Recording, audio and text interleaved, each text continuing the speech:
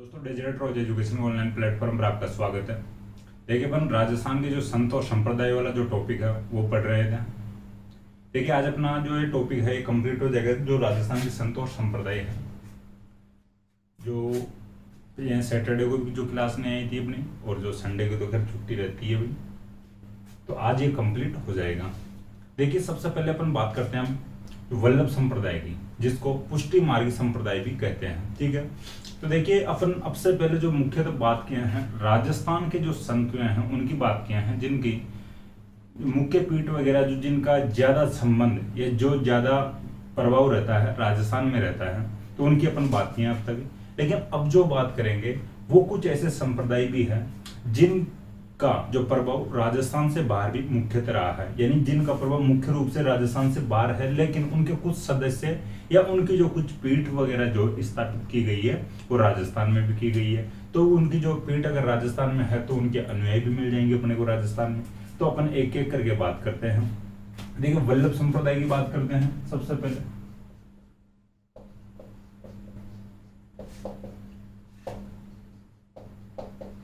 इसको पुष्टि मार्गी संप्रदाय भी कहते हैं।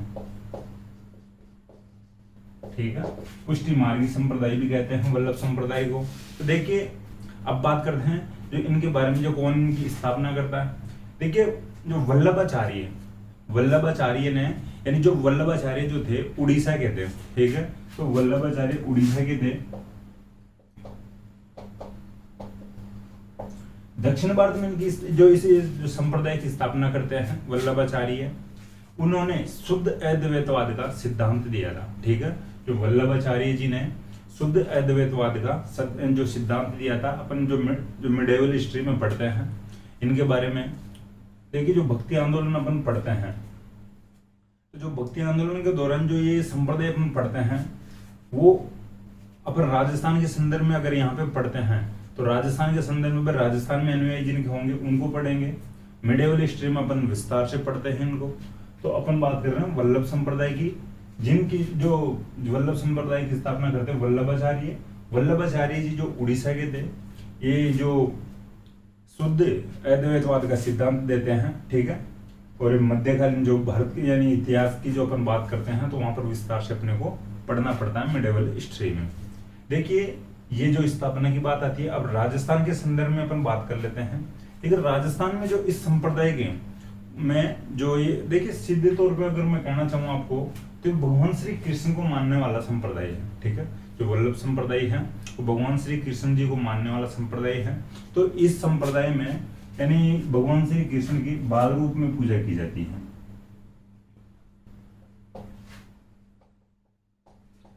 ठीक है, भगवान श्री कृष्ण की इस संप्रदाय में बाल रूप में पूजा की जाती है।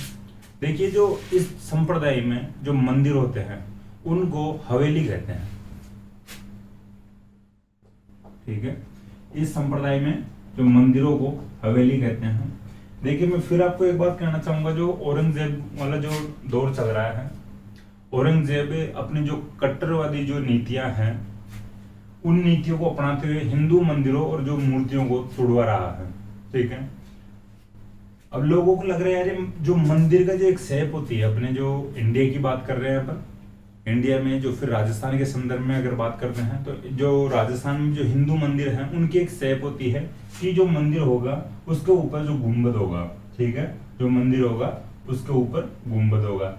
अब इस मंदिर को बाहर से देखने पर, यानी जो ये बिल्डिंग है इसको अगर बाहर से देख लेते हैं अपन, दूर से जाते हुए भी देख लेते हैं, या बाइक पे जा रहे हैं या पैदल जा रहे हैं, तो भी अपने को पता चलता है यार ये मंदिर है, क्योंकि अपने को गुंबद दिखाई दे रहा है। अगर एक गुंबद दिखाई नहीं दे बाहर से तो अपने को लगेगा यार ये किसी का मकान भी हो सकता है, पर्सनल किसी की बिल्डिंग हो सकती है, किसी का निजी आवास हो सकता है, लेकिन गुंबद की वजह से लग जाता है दूर से कि कोई मंदिर है। तो इन लोगों ने सोचा, जो इस संप्रदाय के जो लोग थे, जो जनता थी, हिंदू जनता, यार ये जो मंदिर वाला शेप में मंदिरों को बनाओगे नहीं, अपने को तो पूजा ही तो करनी है, और पूजा अपन मंदिर के अंदर कर लेंगे, जहां पर मूर्ति है वहां पर बैठ के पूजा कर लेंगे। मंदिर वाला शेप जो इसकी डिजाइन है, मंदिर की डिजाइन, इस बिल्डिंग को दो ही मत, क्योंकि औरंगजेब की सेना और औरंगजेब को जो अगर पता ही नहीं चलेगा भाई ये मंदिर है या किसी का निजी आवास है, तो वो शायद परेशान ना करे। तो इस वजह से, और मंदिर को फिर हवेली कहो, मंदिर को मंदिर कहो ही मत, इसका नाम ही हवेली रख दो। तो मंदिर को इस संप्रदाय में हवेली कहा गया है। समझाने की जो लिए बात थी समझा दिया आपको। अगर आपको वापस यानी जो समझ में नहीं आई तो वापस एक बार वीडियो बैक करके देख सकते हो। मुझे लगता है, मुझे आशा है कि आपको समझ में आ गई होगी। तो इस मंदिर यानी इस संप्रदाय में मंदिर को हवेली कहा जाता है। अब जो इस मंदिर में जो हवेली, जो ये हवेली कहा जाता है मंदिर को, यहाँ पर कोई भी भजन कीर्तन चलेगा या यहाँ पर कोई भी संगीत वगैरह जो गाया जाएगा, भगवान के जो संगीत जो गीत गाए जाएंगे, उन मंदिरों को क्या कहा जाएगा? तो हवेली संगीत कहा जाएगा। ठीक है। इस संप्रदाय में जो गीत गाए जाते हैं, जो भगवान श्री कृष्ण के गीत गाए जाते हैं, मंदिरों में जो गीत गाए जाते हैं, उनको हवेली संगीत कहते हैं, या इनमें जो हवेली में हवेली संगीत गाया जाता है। ये आपको ध्यान रखना है, आपका अकॉर्डिंग इसको नोट करना है। जो इस संप्रदाय में मंदिर को हवेली कहा जाता है और इन मंदिरों में हवेली संगीत गाया जाता है। सही तरीके से ये जो आप नोट डाल के लिख लो। इसके बाद में बात करते हैं कि जो मंदिरों में, ठीक है, जो ये मंदिर है जिनको हवेली कहा जा रहा है, इन मंदिरों में पिछवाई चित्रण किया गया है।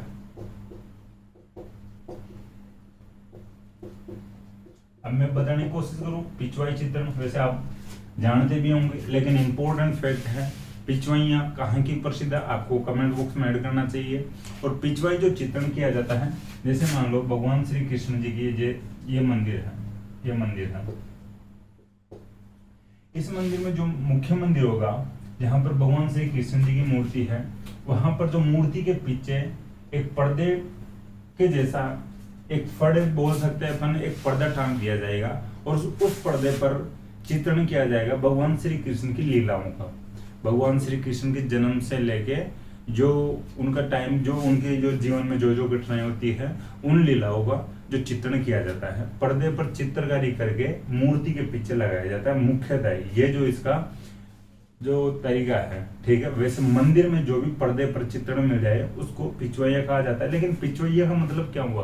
पीछे, पीछे किसके पीछे? तो मूर्ति के पीछे। तो मुख्य रूप से मूर्ति के पीछे जो पर्दे पर चित्रण किया जाता है भगवान श्री कृष्ण का, उसको पिछवैया कहा गया है। ठीक है। तो इन मंदिरों में जो हवेली मंदिर है, जो हवेली है, इनमें पिछवाई चित्रण किया गया है या किया जाता है।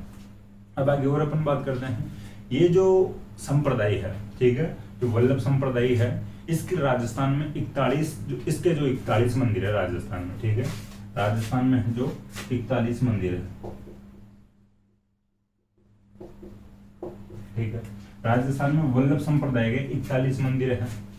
देखिए इस जो ये संप्रदाय वल्लभ संप्रदाय, इसकी जो मुख्य 7 पीठ है, ठीक है, जो वल्लभ संप्रदाय की मुख्यतः 7 पीठ है, उनमें से एक जो उत्तर प्रदेश में है, एक गुजरात में और 5 राजस्थान में। ठीक है। देखिए मैं 2 बात बताया हूँ, एक तो 41 मंदिर राजस्थान में, वल्लभ संप्रदाय के जो 41 मंदिर राजस्थान में है, वल्लभ संप्रदाय की टोटल पीठ है 7। उन 7 पीठ में से 5 राजस्थान में है, एक उत्तर प्रदेश में है, एक गुजरात में है। ये बात आपको समझ में आ गई। अब देखिए मैं आपको बताने की कोशिश करूं, जो राजस्थान में जो मुख्यतः जो 5 पीठ है उनके नाम बताऊंगा मैं आपको, आप नोट कर लेना। देखिए जो एक जो पीठ है कोटा में मथुरेश जी, ठीक है, मथुरेश जी अपन शायद पहले पढ़ चुके हैं, कहीं ना कहीं आपको याद आना चाहिए पिछली क्लासेज। तो मथुरेश जी कोटा में जो एक पीठ है। दूसरी जो पीठ है नाथद्वारा में श्रीनाथ जी, ठीक है, दूसरी पीठ श्रीनाथ द्वारा में है श्रीनाथ जी। तीसरी जो पीठ की बात आती है तो द्वारिकाधीश की बात करते हैं, द्वारिकाधीश जी जो कांकरोली में है, ठीक है, द्वारिकाधीश जी जो कांकरोली में, कांकरोली भी जो राजसमंद में पड़ता है। चौथी पीठ की अपन बात करते हैं गोकुलचंद जी, ठीक है, गोकुलचंद जी जो है कामा भरतपुर में, ठीक है, गोकुलचंद जी कामा भरतपुर में है। और 5वीं पीठ की बात आती है तो मदन मोहन जी, ये भी कामा भरतपुर में है।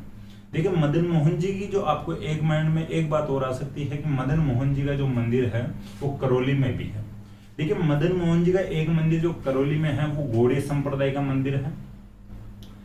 जो करौली के जो राजा यानी करौली के राजा यानी जो गोपाल पाल के द्वारा, और एक जयपुर में है जो स्वाई जयसिंह के द्वारा जयपुर में स्थापित करवाया गया है गोविंद देव जी का मंदिर। राजस्थान में गौड़ीय संप्रदाय से जो मुख्य मंदिर 2 है, एक तो करौली में है मदन मोहन जी का मंदिर और एक है जयपुर में गोविंद देव जी का मंदिर। गोविंद देव जी का मंदिर जयपुर में सवाई जयसिंह के टाइम जो स्थापित करवाया गया है, और जो करौली में है गोपाल पाल के द्वारा या गोपाल पाल के शासनकाल में स्थापित करवाया गया मदन मोहन जी का मंदिर। ये दोनों गौड़ीय संप्रदाय के मंदिर है, ये अलग मंदिर है, थोड़ा सा ध्यान रखना। तो मैं वापस बोलूं, राजस्थान में जो वल्लभ संप्रदाय की जो 5 पीठ है, मथुरेश जी कोटा, श्रीनाथ जी नाथ द्वारा, ठीक है, द्वारिकाधीश जी कांकरोली, देखिए, और आगे है गोकुल चंद जी कामा भरतपुर और मदन मोहन जी कामा भरतपुर। 5 पीठों की बात कर लिए हैं। आगे अपन और बात करते हैं। कोटा के राजा की बात वैसे अपन कर चुके हैं, भीम सिंह की, ठीक है। कोटा का राजा जो भीम सिंह था, वल्लभ संप्रदाय का जो प्रभाव, यानी वल्लभ संप्रदाय के जो प्रभाव के कारण खुद का नाम भी बदल लेता है, कोटा का नाम जो बदलकर नंदग्राम कर लेता है, और जो स्वयं का नाम भी, जो शेरगढ़ का नाम बरसाना भी कर लेता है, ठीक है। कोटा का नंदग्राम और शेरगढ़ का बरसाना कर लेता है, और स्वयं का नाम कृष्णदास कर लेता है, ठीक है। अपन ये बात पहले कर चुके हैं। थोड़ा सा यहाँ पर भी अगर लिखना चाहो तो लिख लेना, बॉक्स बना के। भीम सिंह जो कोटा का राजा था, वो वल्लभ संप्रदाय के जो बड़ा अनुयायी था, एक प्रकार से बड़ा फैन था, वो खुद इस संप्रदाय का अनुयायी था। उस पर इस संप्रदाय का प्रभाव ज्यादा था, अधिक था। भगवान श्री कृष्ण का जो प्रभाव था, इस संप्रदाय के प्रभाव में आकर या प्रभाव से खुद का नाम कृष्णदास कर लेता है, कोटा का नाम बदलकर नंदग्राम कर लेता है, शेरगढ़ का नाम बदलकर बरसाना कर लेता है। देखिए, और अपन बात करने की कोशिश करेंगे तो एक जो फैक्ट पहले मैं बता चुका हूँ, शायद अपन चित्रकला पढ़ रहे थे उस समय, यानी जो किशनगढ़ के जो साउंड सिंह थे, तो साउंड सिंह ने भी अपना नाम बदलकर नागरीदास कर लिया था, ठीक है। तो ये जो कंप्लीट हो चुका है, ये वल्लभ संप्रदाय, ठीक है। वल्लभ संप्रदाय की मैं थोड़ी सी वापस बताने की कोशिश करता हूँ। तो वल्लभ संप्रदाय का जो वल्लभाचार्य जी के द्वारा चलाया गया जो संप्रदाय था, उड़ीसा के जो संत थे, ठीक है, ये इंपॉर्टेंट है भाई। जो वल्लभ संप्रदाय है, वो किसके द्वारा चलाया जाता है, ठीक है। वापस एक बार मैं बताना चाहता हूँ वल्लभ संप्रदाय के बारे में। तो वल्लभ संप्रदाय को पुष्टि मार्गी संप्रदाय भी कहा जाता है। वल्लभाचार्य जी के द्वारा ये चलाया गया संप्रदाय है, जो कि उड़ीसा के मध्यकालीन संत थे, ठीक है। इनका जो शुद्ध अद्वैतवाद का दर्शन दिया गया है इनके द्वारा, जो वल्लभाचार्य जी के द्वारा। राजस्थान में इस संप्रदाय में भगवान श्री कृष्ण की जो बाल रूप में पूजा की जाती है। इस संप्रदाय में जो मंदिर होते हैं उनको हवेली कहा जाता है। इन मंदिरों में हवेली संगीत गाया जाता है। इस संप्रदाय में जो ये मंदिर होते हैं, इनमें पिछवाई चित्रण किया जाता है। और इस संप्रदाय की जो राजस्थान में जो मंदिर है, कुल 41 मंदिर हैं। इस संप्रदाय की जो टोटल 7 मुख्य पीठें हैं, जिनमें से 5 राजस्थान में है, 1 गुजरात में है, 1 उत्तर प्रदेश में है, ठीक है। 5 जो पीठें हैं राजस्थान में, उनकी मैं बता दिया, यानी मथुरेश जी जो कोटा में है, श्रीनाथ जी नाथद्वारा में है, द्वारिकाधीश जी कांकरोली में है, मदन मोहन जी कामा भरतपुर में है, और गोकुल चंद जी कामा भरतपुर में है, ठीक है। ये जो फैक्ट है वल्लभ संप्रदाय के। अब इसके बाद में बात करते हैं निम्बार्क संप्रदाय की, ठीक है। निम्बार्क संप्रदाय की बात करते हैं तो उनका एक जो मुख्य पीठ की बात आती है राजस्थान में, जो सलेमाबाद में।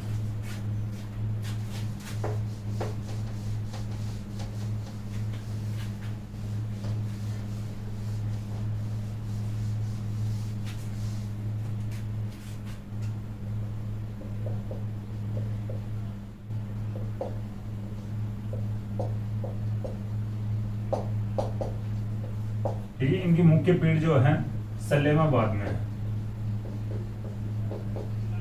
सलेमाबाद पड़ता है अजमेर में, ठीक है। तो ये थोड़ा सा आपको ध्यान रखना है। निम्बार्क संप्रदाय की जो मुख्य पीठ कहाँ पर है, सलेमाबाद में है। सलेमाबाद अजमेर में पड़ता है। देखिए, जो केंद्र है सलेमाबाद, इसकी स्थापना परशुराम जी करते हैं।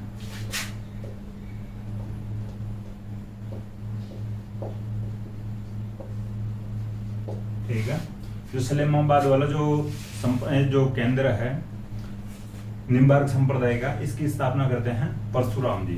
परशुराम जी सिक्कर के खंडेला नाम स्थान के थे, ठीक है। सिक्कर में जगह पड़ती है खंडेला, अभी करंट में भी था खंडेला, यूरेनियम के भंडार मिले थे सिक्कर के खंडेला से, ठीक है। तो खंडे लगे थे, ब्राह्मण थे, तो इन्होंने जो ये निम्बार्क जो संप्रदाय है, इसकी जो सलेमाबाद जो वाला मुख्य जो केंद्र है, जो पीठ है, इसकी स्थापना की थी। देखिए जो निम्बार्काचार्य जी महाराज हैं, इन्होंने निम्बार्क संप्रदाय की स्थापना दक्षिण भारत में की थी। बॉक्स बना के लिखना चाहो तो लिख लेना। निम्बार्काचार्य जी महाराज ने दक्षिण भारत में निम्बार्क संप्रदाय की स्थापना की थी। द्वैत अद्वैतवाद, ठीक है, द्वैत अद्वैतवाद उनका जो दर्शन था, ठीक है, द्वैताद्वैत अपन कह सकते हैं जिसको। मिडिवल हिस्ट्री में अपने को पढ़ना पड़ता है विस्तार से इनको, तो वैसे मैं बता देता हूँ आपको। मौखिक अगर लिखना चाहो तो लिख सकते हो। इस संप्रदाय को सनकादिक संप्रदाय भी कहा जाता है, ठीक है। इस संप्रदाय को सनकादिक संप्रदाय भी कहते हैं या कहा जाता है। निम्बार्काचार्य जी दक्षिण भारत के थे, मैं पहले बता चुका हूँ आपको। ये दक्षिण भारत में इन्होंने स्थापना की थी इस संप्रदाय की। तो निम्बार्काचार्य जो संप्रदाय है, इसकी जो राजस्थान में पीठ है सलेमाबाद में है, ठीक है। ये बात हो चुकी है। अब बात थोड़ी सी कर लेते हैं प्रणामी संप्रदाय की।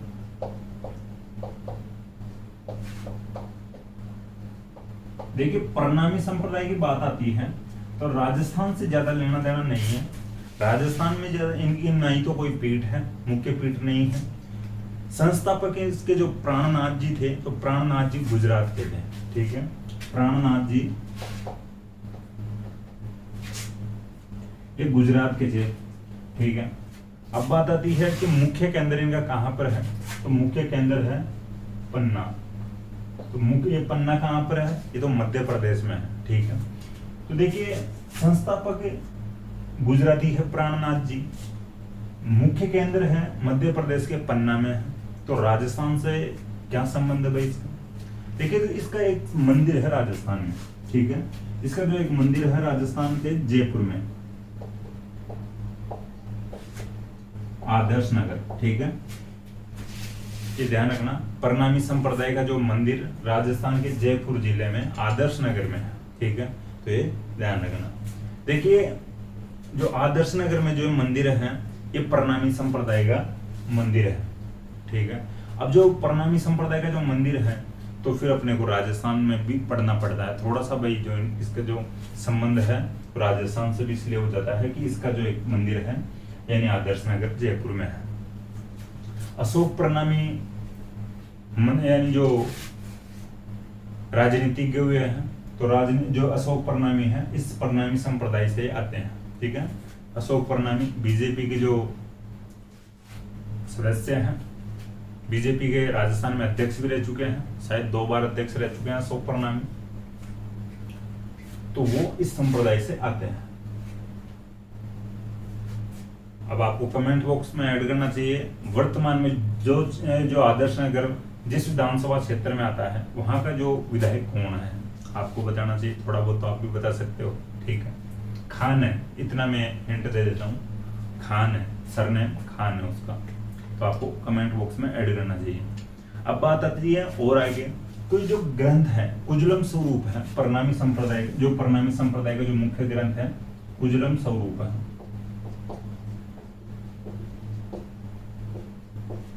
ठीक है। कुजलम स्वरूप प्रणामी संप्रदाय का जो मुख्य ग्रंथ है। तो इस संप्रदाय में भगवान श्री कृष्ण के कुजलम स्वरूप की पूजा की जाती है। तो आप लिख रहे हैं ना, प्रणामी संप्रदाय में भगवान श्री कृष्ण की जो पूजा की जाती है कुजलम स्वरूप में की जाती है। और इस जो संप्रदाय का मुख्य ग्रंथ भी कुजलम स्वरूप है। ये कंप्लीट हो चुका है। इसके बाद में आगे करते हैं अपन रामानंदी संप्रदाय की बात। ठीक है, रामानंदी संप्रदाय की जो थोड़ी सी बात ज्यादा है, समझने लायक बात है, और ये चर्चा में भी चलता रहता है। जो संप्रदाय है लड़ाई झगड़े साधुओं में आजकल होने लग गए हैं।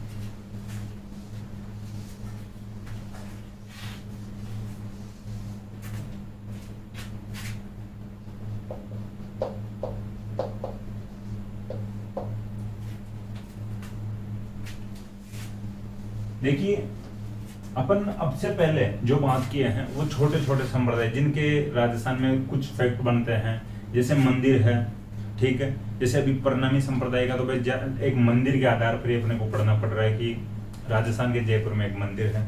तो इस मंदिर के द्वारा या इस मंदिर के आधार पर अपने को ये जो फैक्ट जानने की आवश्यकता पड़ जाती है। बेटा कोई पूछ ले प्रणामी संप्रदाय का मंदिर राजस्थान में कहाँ पर है, तो जयपुर के आदर्श नगर में है। ठीक है, कुजलम स्वरूप मुख्य जो ग्रंथ है कुजलम स्वरूप में ही पूजा की जाती है भगवान श्री कृष्ण जी की। अब बात आती है आगे रामानंदी संप्रदाय की। तो रामानंदी संप्रदाय की बात करते हैं अब।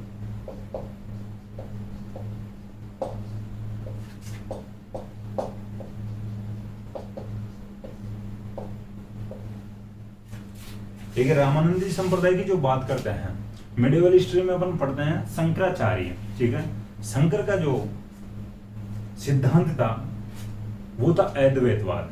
ठीक है, शंकर का जो सिद्धांत था और जो इसका संदेश दिया गया था, इसके द्वारा जो शंकराचार्य के द्वारा, शंकर के द्वारा निर्गुण भक्ति का दिया गया था। ठीक है, शंकराचार्य जी के द्वारा निर्गुण भक्ति का संदेश दिया जाता है और इनका जो दर्शन था अद्वैतवाद था। ये अद्वैतवाद वाला जो दर्शन था इसको जनता समझ नहीं पाती है। अब इस जनता को समझाना भी पड़ेगा, जनता के सामने कुछ और भी तो लाना पड़ेगा। भाई इसको तो ये समझ नहीं पाते हैं जो जनता, अद्वैतवाद सिद्धांत को जो शंकराचार्य जी का था। तो रामानुजाचार्य, ठीक है, रामानुजाचार्य एक दर्शन लेकर आते हैं, एक सिद्धांत लेकर आते हैं। ठीक है, जो विशिष्ट अद्वैतवाद का। ठीक है, शंकराचार्य जी के बाद में जो फिर एक सिद्धांत लेकर आते हैं रामानुजाचार्य विशिष्ट अद्वैतवाद।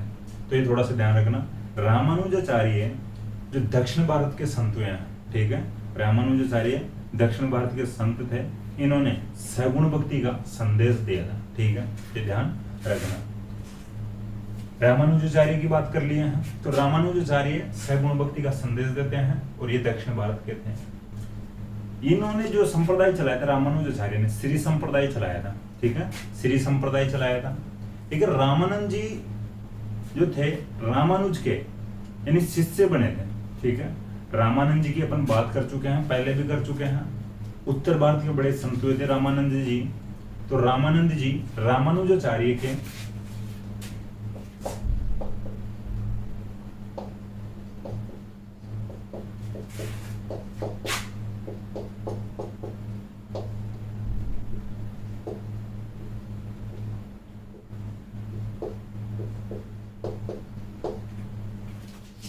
ठीक है, रामानुजाचार्य का जो सिद्धांत था विशिष्ट अद्वैतवाद था।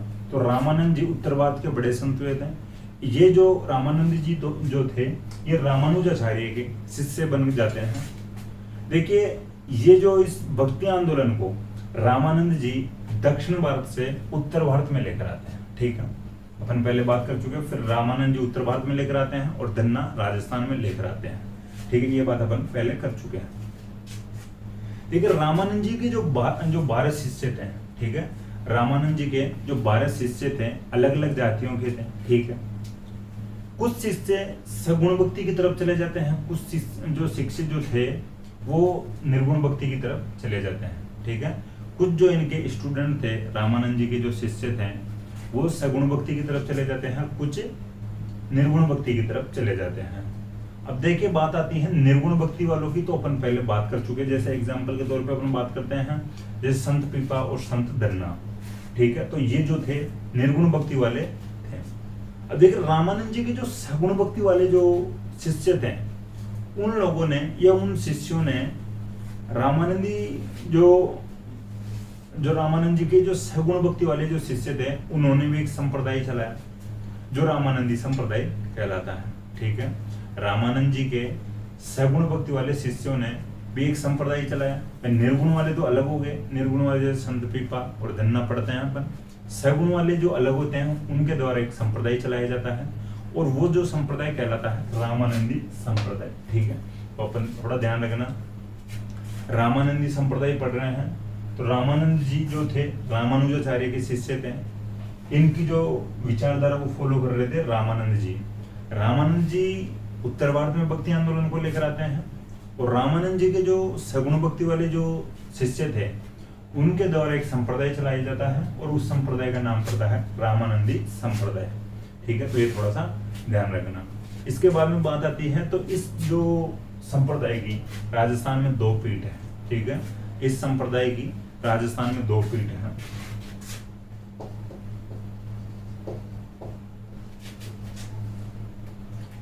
अब दो पीठ कौन कौन सी है, किस प्रकार से कभी कभी में विवाद हो जाता है, वो भी मैं थोड़ी बता देता हूँ आपको। देखिए एक है गलता जी में, देखिए गलता जी में ही विवाद होता है। ये अपन दो पीठें पढ़ रहे हैं, इन दोनों पीठों में नहीं होता, चर्चा में गलता जी वाले लोग ही या जो साधु संत ही लड़ लेते हैं, ठीक है। एक तो गलता जी में है,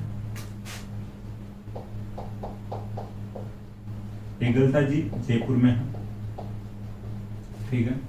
एक जगह पड़ती है रेवासा, तो एक पीठ है रेवासा सीकर में, ठीक है। एक झील भी पढ़ते हैं शायद अपन सीकर में, राजस्थान ज्योग्राफी में बात आती है तो, ठीक है। तो रेवासा एक झील है, खारे पानी की झील है, ठीक है। खारे पानी की झीलों में अपन पढ़ते हैं सीकर की रेवासा झील, तो राजस्थान ज्योग्राफी का फैक्ट अभी। लेकिन यहाँ पर अपन जो इन संप्रदाय के संदर्भ में देख रहे हैं, तो यहाँ पर एक पीठ है रामानंदी संप्रदाय की सीकर के रेवासा में, और एक जो पीठ है जयपुर के गलता जी में, ठीक है। ये बात आपको समझ में आ गई होगी। अब देखिए अपन बात करते हैं इन दोनों की जो पीठों की।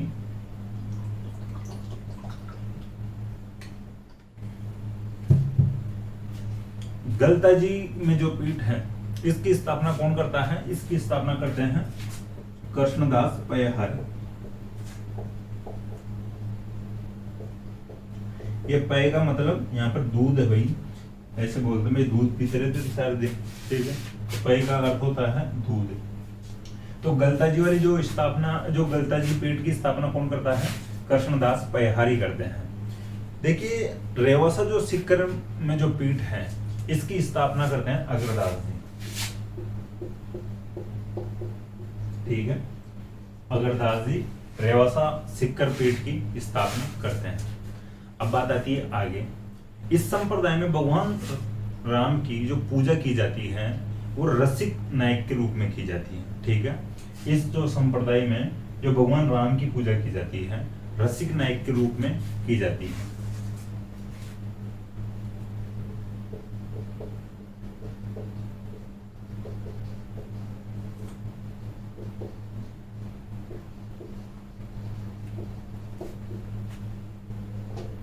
ठीक है, भगवान श्री राम की जो पूजा की जाती है इस संप्रदाय में रसिक नायक के रूप में की जाती है।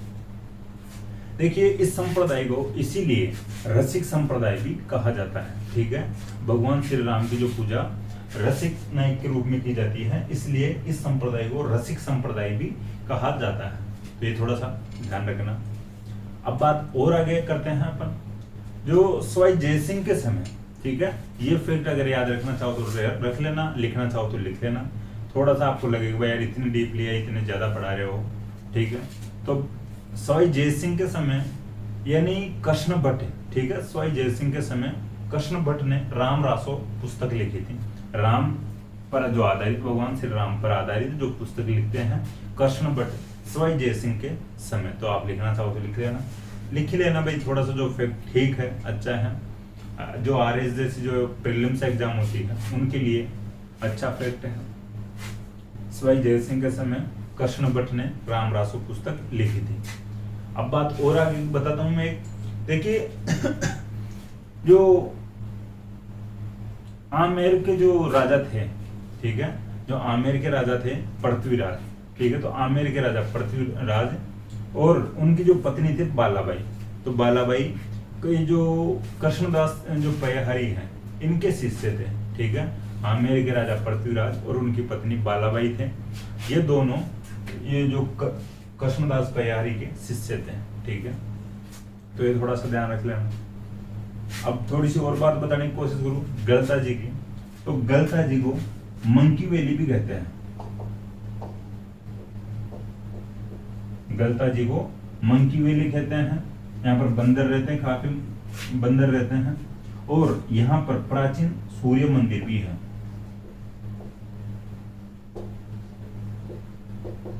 ये दोनों फैक्ट इंपॉर्टेंट है भाई। ये मंकी वैली और प्राचीन सूर्य मंदिर, ये दोनों एग्जाम में बार बार पूछे जाते हैं, और ये याद ही रखने था भाई। जो मंकी वैली किसको कहा जाता है, ऑप्शन में गलता जी मिल जाएगा। प्राचीन जो गलता जी किस मंदिर के लिए प्रसिद्ध है, ये गलता जी किसके लिए प्रसिद्ध है, तो फिर ऑप्शन में आपको दिख जाएगा सूर्य मंदिर है, प्राचीन सूर्य मंदिर। तो ये ध्यान रख लेना। देखिए गालव ऋषि की तपोभूमि भी है, ठीक है। गलता जी गालव ऋषि।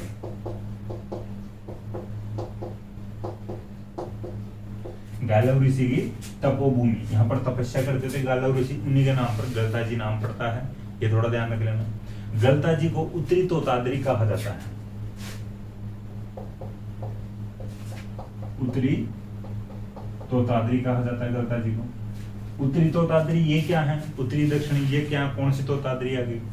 देखिए जो रामानुज संप्रदाय के जो मुख्य पीठ है वो तोतादरी में है, ठीक है। जो रामानुज जो संप्रदाय है इसकी जो मुख्य पीठ है तोतादरी है। अब ये तोतादरी है दक्षिण भारत में, ठीक है, ये ध्यान रखना।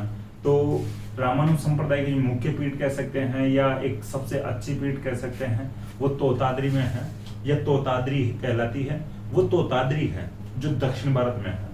तो रामानुज संप्रदाय वालों को जो मानना है कि हमारी एक पीठ राजस्थान में भी है, राजस्थान के जयपुर में। अब देखिए दक्षिण से अपन तुलना करते हैं जियोग्राफिकल कंडीशन के अकॉर्डिंग या भौगोलिक स्थिति के अकॉर्डिंग, तो दक्षिण भारत में जो जयपुर पड़ता है उत्तर में एक प्रकार से, तो ये तोतादरी उनकी जो मुख्य पीठ है, सबसे अच्छी पीठ दक्षिण भारत में है। तो इस जो गलता को वो उत्तरी तोतादरी कहते हैं, ठीक है, तो ये थोड़ा ध्यान रखना। अब देखिए ये जो रामानंदी संप्रदाय के जो संत हैं और ये रामानुज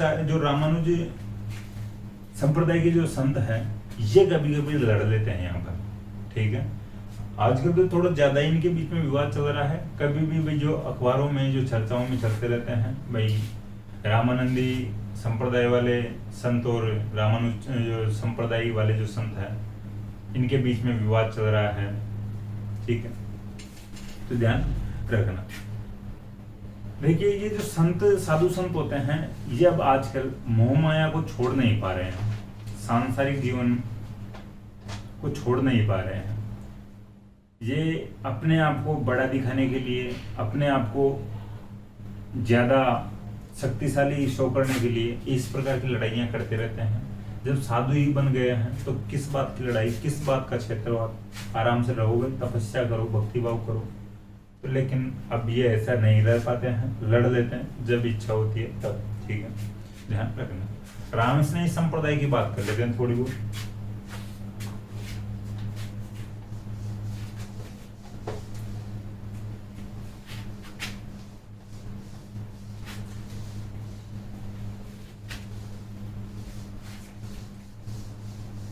रामस्नेही संप्रदाय की बात करते हैं।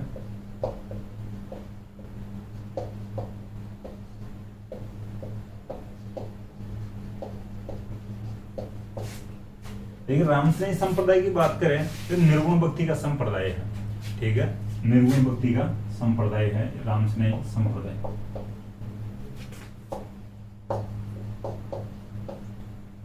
देखिए इसकी स्थापना रामानंद जी के निर्गुण भक्ति वाले शिष्यों ने की थी, ठीक है। रामस्नेही संप्रदाय की अपन बात कर चुके हैं कि सगुण भक्ति वाले कौन थे, सगुण भक्ति वाले रामानंदी संप्रदाय चला लेते हैं। निर्गुण भक्ति वाले जो संत पीपाल धन्ना तो अपन पढ़ चुके हैं। तो और भी जो कोई शिष्य थे उनके द्वारा, जो निर्गुण भक्ति वाले जो शिष्य थे रामानंद जी के, उनके द्वारा रामस्नेही संप्रदाय की स्थापना की जाती है। तो आप नोट डाल के लिख लो कि इसकी स्थापना रामानंद जी के निर्गुण भक्ति वाले शिष्यों ने की थी, ठीक है। नेक्स्ट बात अपन करते हैं इस संप्रदाय में दशरथ पुत्र राम की पूजा नहीं की जाती, ठीक है। ये जो रामस्नेही संप्रदाय है इसमें ये जो लोग कहते हैं, इस संप्रदाय वाले लोग, कि हम दशरथ पुत्र राम की पूजा नहीं करते हैं या नहीं करेंगे। तो भाई किसकी करोगे, इनको पूछा गया भाई आप किसकी जो पूजा की करोगे, तो इनका कहना था कि हम निर्गुण राम की पूजा करेंगे।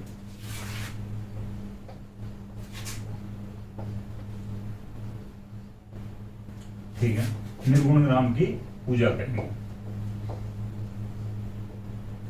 देखिए ये जो लोग हैं, एक इनको कहा गया कि यार आप निर्गुण भक्ति के जो शिष्य हो और आप रामस्नेही संप्रदाय की स्थापना कर रहे हो, तो निर्गुण का मतलब यह है कि भाई भगवान का वो गुण नहीं है, कोई आकार नहीं है, और आप रामस्नेही संप्रदाय की स्थापना कर रहे हो, तो इसका मतलब तो यह है कि भाई राम जी की बात करते हैं अपने सामने कम से कम एक फोटो तो उभर कर आ जाती है, अपनी आंखों में फोटो चलने लग जाती है। भगवान श्री राम की जो बात करते हैं, उनके साथ सीता जी है, जो भी उनकी जो टीम है पूरी, ठीक है, लक्ष्मण है साथ में, सीता जी है, हनुमान जी है, तो वो जो अपने न यानी जो आंखों में जो फोटो उभर रही है, जो तस्वीर उभर रही है, इसका मतलब तो गुण हो गया, सगुण हो गया, एक प्रकार से आकार हो गया भगवान का, आपको चित्र दिख रहा है, एक आपको इमेज बन रही है आपकी आंखों में, तो आप निर्गुण भक्ति के कैसे हो सकते हो। तो ये जो शिष्य थे ये कहते हैं कि हम भगवान जो दशरथ पुत्र राम की पूजा करेंगे नहीं, तो फिर किसकी करोगे, तो हम निर्गुण राम की पूजा करेंगे। हमारे जो राम का मतलब है, यानी ये रा का मतलब तो राम है और मैं का मतलब मोहम्मद है, ठीक है, मोहम्मद है, मैं का मतलब और रे का मतलब या रा का मतलब है यहाँ पर राम है। तो इस प्रकार से हम निर्गुण राम की पूजा करेंगे, तो हमारे कोई जो आकार नहीं है, ठीक है, या कोई गुण नहीं है, तो ये समझने की कोशिश करना। तो ये बात हो गई। इसके बाद में और आगे अपन बात करते हैं, इस संप्रदाय की राजस्थान में 4 पीठ है, ठीक है, इस संप्रदाय की राजस्थान में 4 पीठ है। देखिए जो चारों पीठ हैं, थोड़ी थोड़ी बात अपन कर लेते हैं कहाँ पर है, कम से कम स्थान तो याद रखना ही रखना है, जो संस्थापक भी थोड़ा सा ध्यान रख लेना। शाहपुरा में है, रैण में है, सींतल में है और खेड़ा का।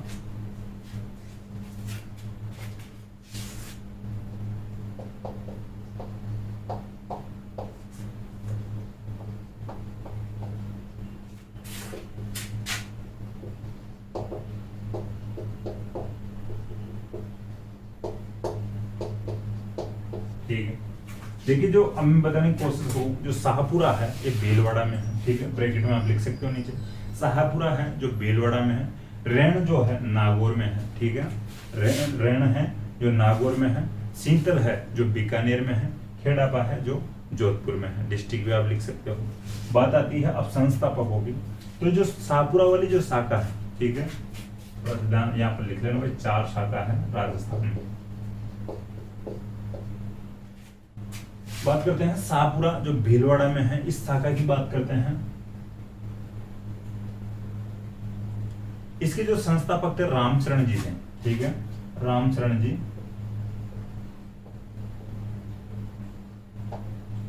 शाहपुरा शाखा के जो संस्थापक रहते हैं रामचरण जी रहते हैं। इनका जो ग्रंथ है, ठीक है, जो अनबे वाणी है, ठीक है, शाहपुरा शाखा की जो शाखा है, शाहपुरा शाखा, इसका जो ग्रंथ है अनबे वाणी है, ठीक है, ये जानो हो गया आपको, ये बात पता चल गई। देखिए ये एक प्रकार से इस संप्रदाय की राजस्थान में बड़ी पीठ है, शाहपुरा जो भीलवाड़ा में है, इसके संस्थापक रामचरण जी है, इसका मुख्य ग्रंथ अनबे वाणी है, तो एक बड़ी पीठ है। रैण जो नागौर की बात करते हैं, ये जो पीठ है, इसके जो संस्थापक है, ये इसके संस्थापक थे दरियाऊ जी थे, ठीक है, दरियाऊ जी, ये ध्यान रखना, दरियाऊ जी जो रैण वाली जो शाखा है इसके संस्थापक थे।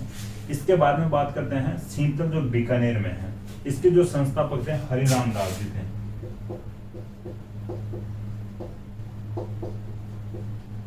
ठीक है, हरिराम दास जी। सींतल जो बीकानेर शाखा है इसके संस्थापक थे। इसका जो ग्रंथ है निशानी है, ठीक है, इसका जो मुख्य ग्रंथ है निशानी है, जो योग पर आधारित ग्रंथ है, ठीक है, योग पर आधारित ग्रंथ है निशानी, जो सींतल शाखा का जो मुख्य ग्रंथ है। खेड़ापा की बात करते हैं, खेड़ापा शाखा जोधपुर में है, इसके संस्थापक रामदास जी, ठीक है, खेड़ापा शाखा के जो संस्थापक रामदास जी थे, ठीक है, ये बात होगी। अब आगे बात करते हैं अपन, इस संप्रदाय के लोग हैं जो गुलाबी रंग के कपड़े धारण करते हैं, गुलाबी रंग के कपड़े पहनते हैं, तो ये लिख लेना, आपको लिखना है पिंक, ठीक है, आपको ध्यान रखना है। तो रामस्नेही संप्रदाय के जो अनुयायी है गुलाबी रंग के कपड़े पहनते हैं। इसके बाद में अपन बात करते हैं इसका जो मेला, ये इंपॉर्टेंट है, रामस्नेही संप्रदाय का जो मेला ये इंपॉर्टेंट है। तो ये कब लगता है, होली के अगले दिन, ठीक है, होली का अगला दिन अपन जो बोले सीधी भाषा में तो धुलंडी आती है, ठीक है, तो ध्यान रखना। होली के अगले दिन शाहपुरा में फूलडोल मेले का जो आयोजन होता है, ठीक है, फूलडोल मेला।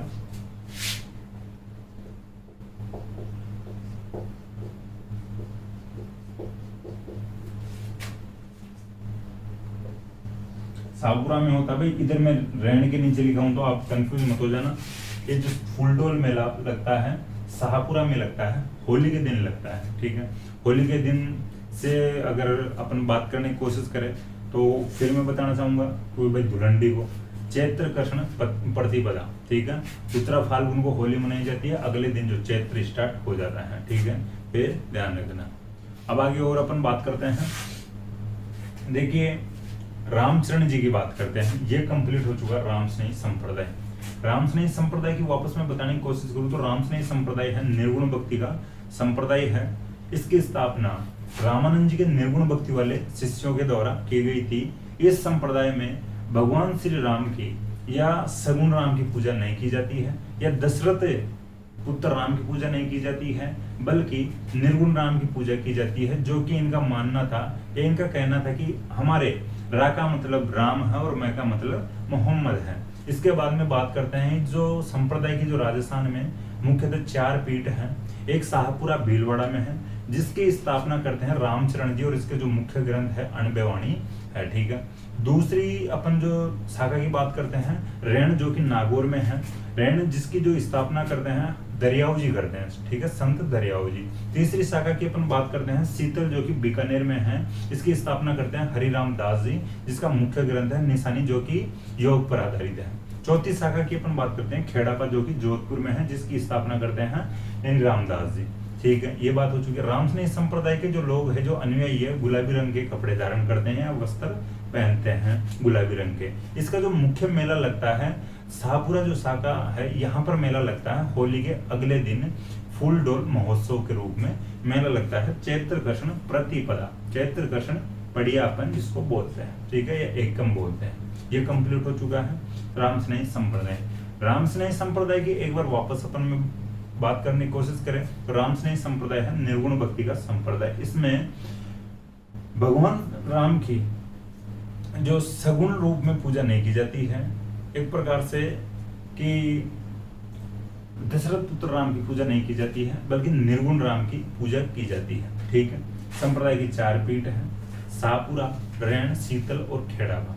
इसमें जो गुलाबी रंग के कपड़े धारण करते हैं, और इसका जो मेला लगता है होली के अगले दिन फूलडोल महोत्सव लगता है चैत्र कृष्ण प्रतिपदा, ठीक है। ये बात हो चुकी है। अब बात करते हैं रामचरण जी की, कर लेते हैं थोड़ी बहुत।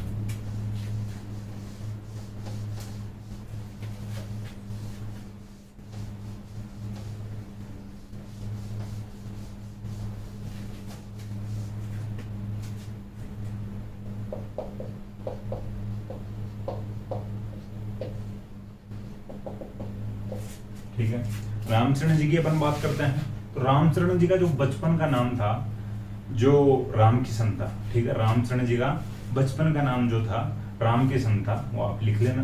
देखिए जो इनका जन्म होता है टोंक के सोडा गांव में होता है, ठीक है। रामचरण जी का जो जन्म होता है टोंक के सोडा गांव में होता है, ठीक है। वो खाने वाला सोडा मत समझना भाई, गांव का नाम है सोडा, शायद यहाँ पर सोडा पढ़ाया जाता होगा इसलिए गांव का नाम पड़ गया सोडा, ठीक है। ये टोंक में पड़ता है, यहाँ पर इनका जन्म होता है। इनके पिताजी का नाम था बढ़त राम,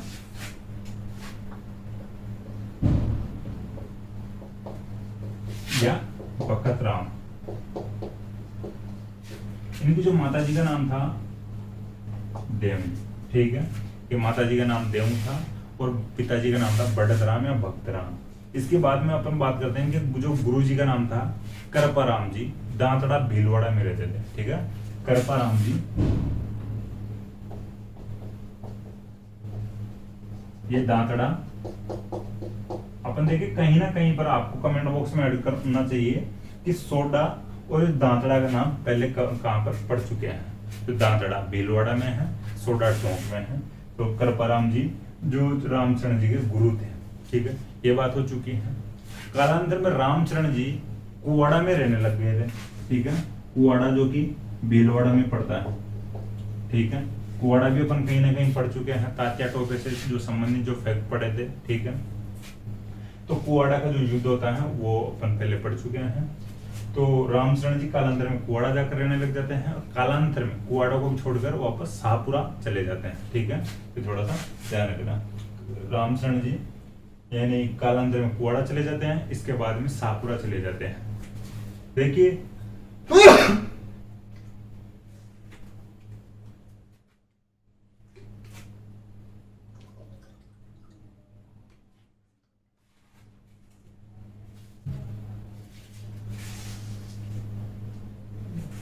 आगे अपन बात करते हैं कि जो शाहपुरा चले जाते हैं। शाहपुरा के जो राजा रण सिंह थे, ठीक है,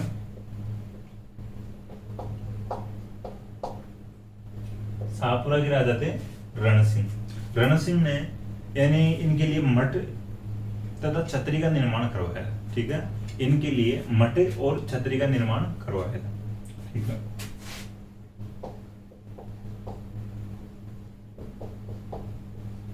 शाहपुरा के राजा रण सिंह ने ये जो रामचरण जी के लिए मठ और छतरी का निर्माण करवाया था, ये बात हो चुकी है, ये कंप्लीट हो चुके हैं रामचरण जी। इसके बाद में थोड़ी सी और बात कर लेते हैं नाथ संप्रदाय, जो इस टॉपिक का अंतिम संप्रदाय हो सकता है और आज की क्लास का भी अंतिम जो संप्रदाय अपन पढ़ लेते हैं, नाथ संप्रदाय। नाथ संप्रदाय की दो शाखाएं हैं, ये दो शाखाएं पढ़नी पड़ती है अपने को। एक तो बैरागपंथी और एक मानपंथी। देखिए मानपंथी अपन पढ़ चुके हैं पहले वैसे, ठीक है। बैरागपंथी की भी बात कर लेते हैं, मानपंथी की बात तो कर लेते हैं। मानपंथी जब अपन मारवाड़ का इतिहास जो राजवंश पढ़ रहे थे तब बात कर चुके हैं।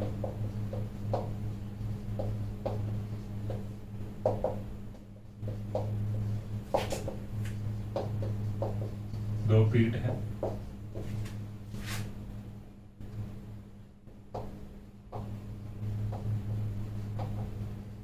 बैरागपंथी और मानपंथी। देखिए बैरागपंथी जो एक जगह पड़ती है राताडूंगा, ठीक है, ये पुष्कर के पास पड़ती है। पुष्कर कहाँ है? अजमेर में है, ठीक है। जो राताडूंगा है ये पुष्कर के पास जो मुख्य केंद्र है बैरागपंथी जो शाखा है।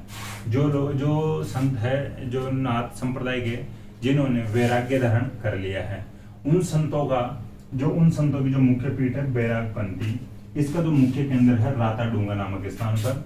राताडूंगा पुष्कर के पास है, तो इसका मतलब है डिस्ट्रिक्ट लग रहा है जयपुर, सॉरी अजमेर, ठीक है।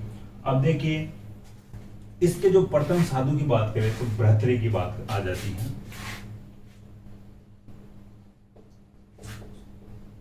प्रथम साधु,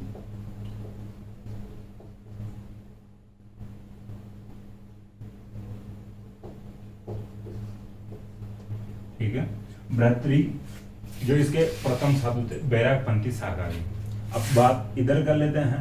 देखिए जो मानपंथी जो शाखा है इसका जो मुख्य केंद्र है महामंदिर जोधपुर में है, ठीक है।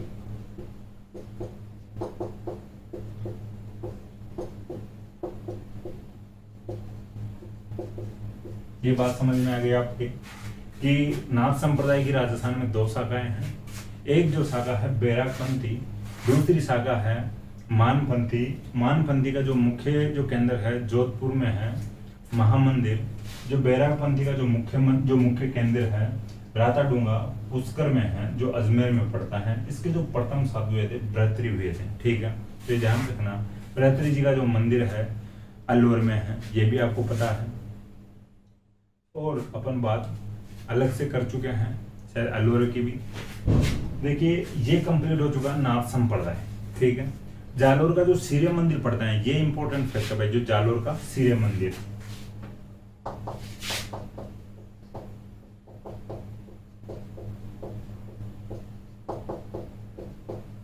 ठीक है।